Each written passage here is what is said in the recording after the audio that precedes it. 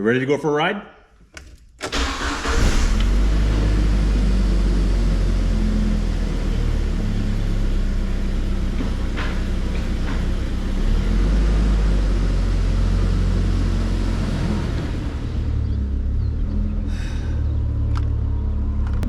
I've had a lot of people ask me to do a driving video in my Jeep.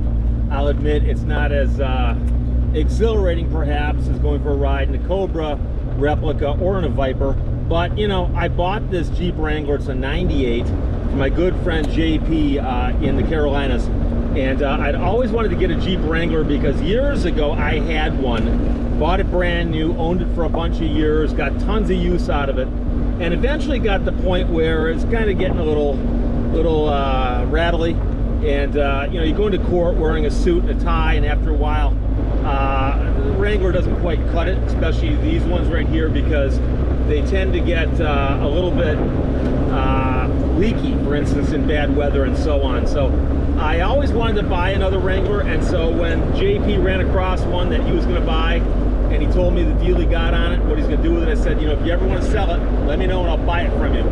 So he pulled it out of somebody's yard. I guess it was axle deep in mud. He did a ton of work on it, and he said, you know, Steve, you want to buy it? It's yours. So I bought it. I've had it for a couple months now, and I love this thing. And it's a 98, so it's got some years behind it, and it runs really, really well. It's got some issues with the clear coat on the paint. I have no problem with that. This is purely cosmetic.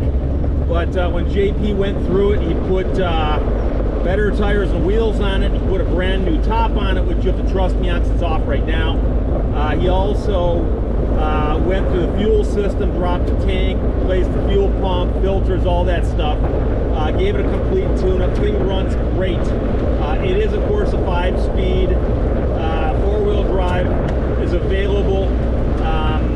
And like I said, I just bought it just to drive around town and do chores and errands with it. I haven't taken it on any long trips. Quite frankly, these things are not as comfortable on long trips as your larger, say, SUVs are, for instance. So the only thing about it that I get some grief about is the fact that it is, in fact, a 4-cylinder. Jeep made a 6 this year, but I got the 4. The thing about it is, when you're buying an old vehicle, especially one that's, you know, 26 or 7 years old, you don't get to pick it like you're ordering a car. And so I was always looking for a reliable Jeep from this era. The one I had before was the one right before this one. So a lot of similarities, but a few minor distinctions. But in the old days, I had a Wrangler, but I did not have a garage at that location, and that was again about 1995 or 6, around the time when I was parking outdoors. So I had to put the top on almost any night that I was parking outdoors. So I love these things, and it's just a lot of fun. It's a toy. It wasn't expensive. I think JP gave me a really good deal on it.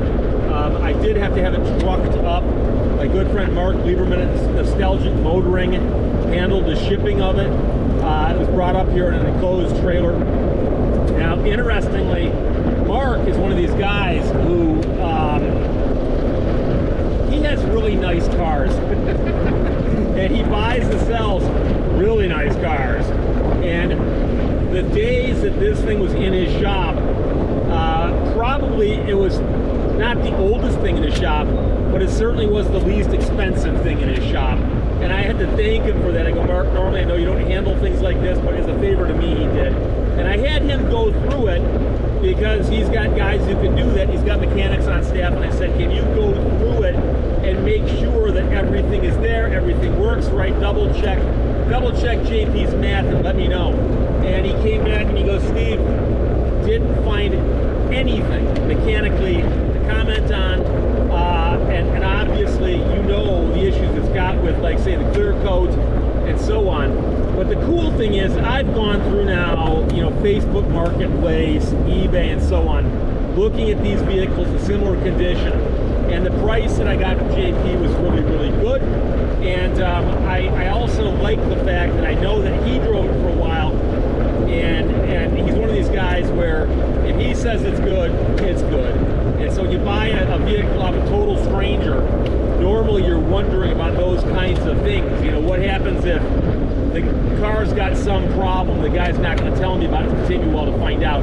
And of course you're buying something as is. So don't get me wrong, I was buying it as is from JP also, you know, but it's different buying as is from somebody you know really well versus a total stranger several states away. So I love this vehicle. It's not like it's fast, it's not a race vehicle, but that's not why you buy a Jeep. You buy a Jeep so you can go out, just drive around, enjoy the air. And you know, you might say to Steve, your Cobra backdraft replica has an open top also. Yeah, and I wouldn't drive it down this road because this road is rocky and dusty and so on. And so a lot of times I'm gonna run to the store and pick up lunch or something, you know, I just jump in the Jeep, run down there, and it makes the drive much more pleasant and enjoyable. So I really am enjoying this vehicle. So again, of all the vehicles I own, I currently own 5. This is the oldest one I own, and I don't know if it's the least expensive or valuable, and that's only because I've got an 02 Ford Explorer, which is 5 years newer than this. But I'm not quite sure what that's worth because, you know, it's starting to show some of its wear and some of its age. But you know, it's a toss-up. That thing's really dependable also, and I love that vehicle. But to me, that's a vehicle I drive in the wintertime, in the snow, slush, and all that.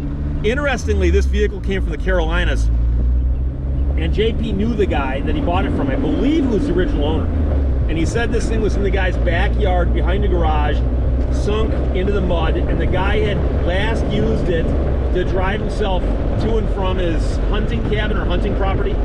And so as a result of that, it had seen a lot of off-road use, and the top was in really bad shape, and the seats, these 2 seats were in really bad shape. And so JP sent me photographs of it in his driveway after he washed it. It still looked really, really rough. But he said, but those are things that are really easy to replace. I can get seats, no problem. I can get a new top, no problem. And he put the new top on, which I got to give him credit for, because putting the tops onto these things involves a lot of pulling and stretching. And your concern is when it's brand new, it's not quite stretched out the way it's going to be later on. So I believe he even said to me that putting it on for the first time did take some effort. But I have not gone to put the top back on. I simply took it off the one time. I remembered how to do it with my old Jeep, and I had done that before. But the thing about it is that this top is slightly different than the one I had. Like I said, my old Wrangler was like a 90, I think it was a 94. Bought it brand new, drove it, probably got it to, I think, 70 or 80,000 miles, and then I sold it and bought an Explorer. And so the first few Explorers I bought were after I owned the Jeep Wrangler. And again, I love the Wrangler. The Wrangler, you know, ask yourself about buying a convertible 4-speed, and for how little they cost back then, it was a joke. I mean, these things were so inexpensive, brand new. Now, I do know that over the years, they have made them a little more civilized. The interiors are a little better, and they're probably a little less noisy inside, that kind of thing. But I got no problems with anything here. In fact, JP upgraded the stereo for me. And the stereo that's in this, I think, or it may have been there when he got it, I don't know. But the stereo that's in this has Wi-Fi, Bluetooth, and all that, so I can talk on the phone hands-free in this vehicle, which is very, very nice. And I can listen to my music from my phone, which is also very, very nice. Or I could theoretically listen to the radio. But terrestrial radio, as we all know, is well past its sell-by date and ain't what it used to be. So the only thing I've had to do to this Jeep since I got about it was there was a little bracket, a plastic bracket that goes around the shifter boot, and that bracket had cracked. And I noticed it, and but I only noticed it because I was climbing around in here. In fact, I had a lens cap fall off one of my GoPro cameras, and so I was looking for the lens cap. I'm like, hey, this shifter boot bracket is cracked. And I went online, and that's the other cool thing about Jeep Wranglers, is that parts are so commonly available anywhere you want to go. Any part you're looking for, you can find on the internet. There's aftermarket parts. You could go to a Jeep dealer if you wanted to, probably get the parts there. I think the plastic bracket was 10 bucks. And while I was taking it apart, I decided to replace the shifter knob, because the shifter knob was showing some wear, and the shifter knob was another 10 bucks. So 20 bucks, I swap out a couple parts, and although the Jeep is a little dusty, and it does show some wear, I'll walk around it with the camera in a minute, but there's some scuff marks on some of the panels and dashboards and so on, and I could probably really put some elbow grease in them and clean them up, and I probably will try to do that. But a lot of it is simply, you know, 26, 27 years of use and patina, and it probably wasn't being regularly cleaned while sitting in that guy's backyard axle deep in mud. So I got no problem with it. I was looking for a functional Jeep. I found a functional Jeep. So the funny thing is that I show it to people, the first thing they all say is, what'd you pay for it? Wait, can I get one too? And I'm always like, well, you gotta talk to our friend JP, because JP loves his Jeeps. He's always looking for the good buys. And the thing I gotta tell you is that I live in Michigan. And in Michigan, we literally salt our roads. I'm talking about, we put down road salt like we're trying to damage cars. And you can't find a car in Michigan that's been driven for 27 years where the frame rails aren't rusted like something you'd see at the bottom of the ocean after a couple of hundred years. And so when this thing came in, the first thing I did is I had to ask JP about it. I said, you know, how do the frame rails look? Because they look great. And they do, you know. So structurally it's all there, the foundation is all there. Do I care about the peeling clear coat on the hood? Not really. Don't really care about it. Mechanically, like I said, it runs fine. It's dependable. I love this thing, and like I said, it's just a toy. It's not the fastest thing I own. It's probably not the least expensive thing I own. It's right there in the middle-ish. But I love this thing. So, gotta thank JP for finding it for me and fixing it up for me and selling it to me such a great price. Gotta thank Mark Lieberman for getting it up here for me and also having it inspected by his guys. And Mark, of course, the guy who found me my Viper and got me my backdraft Cobra. So it's good to have a support crew like that. Other than that, I hope you enjoyed it, and I will do a walk around with the camera, which I probably have already edited in back there, but I haven't done it yet, if you know what I mean. This is all a big Mobius strip in time. Talk to you later.